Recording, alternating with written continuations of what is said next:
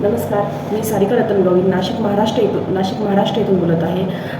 आजचा हा मी फीडबॅक दिनेश शिंदे सरांचा जो 23 मार्च रोजी ओझर येथे LDP-DS प्रोग्राम झाला त्याबद्दल देण्यात येणार आहे. की LDP-DS सेशनबद्दल फीडबॅक मला या कारणामुळे द्यावा लागला की फीडबॅक हा अशा गोष्टीचा दिला जातो की ज्यामध्ये आपल्या लाईफला एक मोटिवेशन, एक किक मिळालेली आहे. डेफिनेटली DS म्हणजे दिनेश शिंदे आणि DS1 हे सेशन त्यांनी खूप सुंदररित्या पार केले.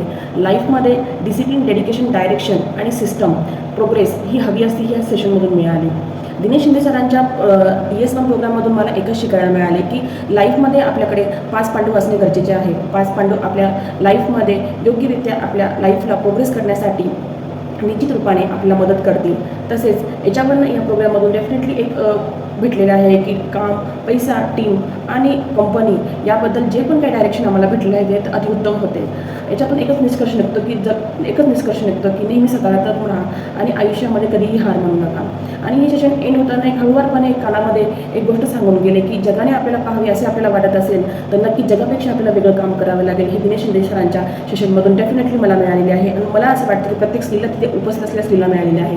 Thank you Dinesh Shinde sir, thank you VR solution, thank you Vikas sir, thank you Priya Gad madam, thank you Jayashree madam, and thank you Suresh sir, thank you my entire team, thank you.